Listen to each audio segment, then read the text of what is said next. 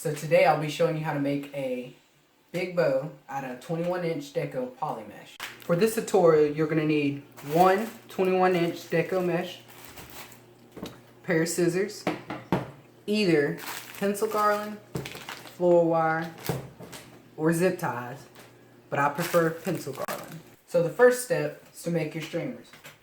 Take the poly mesh and you will pleat it in your hand. And you will tie the first end off, just in a knot. And don't worry about this being pretty, we'll fix that later. And so what I like to do is, I like to do the length of my streamers as my body length. They make sure I have enough mesh to do the rest of the bow. So about yay long, just arm's length apart. Then you take your scissors and you cut. After making your streamer part, you make your center loop. Literally just take the 21-inch Deco mesh and just let it fold over like so. And then you would do the pleat method again to the center on both sides. And then you can hold it in one hand. Generally I do it in my left because I'm right-handed, like so. One more time on the center loop.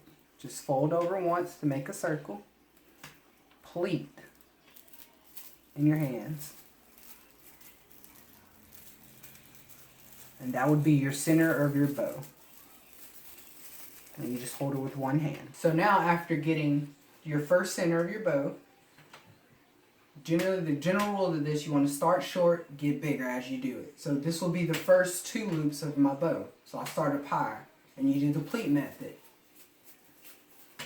And what I like to do once I finish pleating is to pull it straight like so and then fold underneath. This makes sure you get the fullest poof out of your bow. And so you would do that to both sides.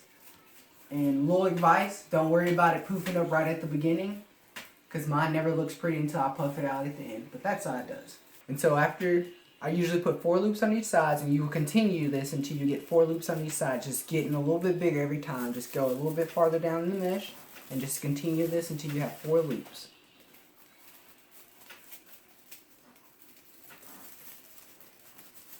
And your bow could be either size, big or small, depending on how many loops you put on it, and also how far you go down on each loop.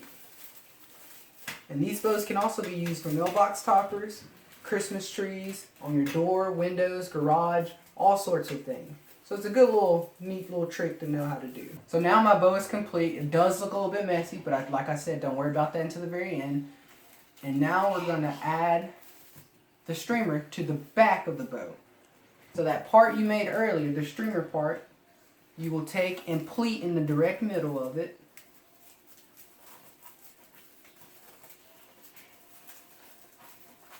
And place in your hand and hold it with that same hand you're holding your bow with, like so.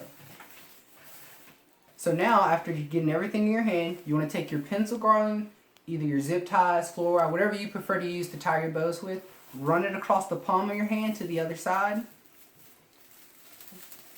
Grab it, pull it up, pull the other part up. And now you just want to, you can now let go because you now have it in your hand like so. And just twist. This is tying all your bow together. So after getting your bow tied, you want to cut the excess pencil garland. And this is the part that's still attached to the roll. And you want to cut that part off also.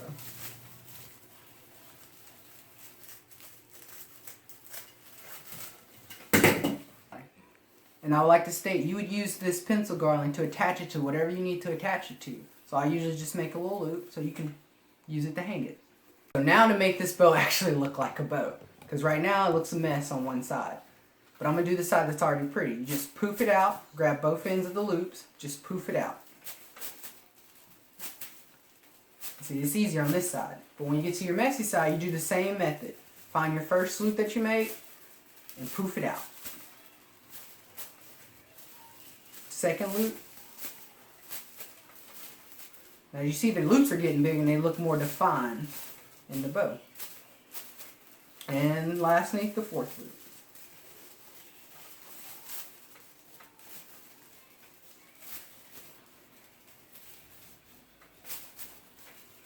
And as long as you're pleating properly, you should be able to poof your bow out.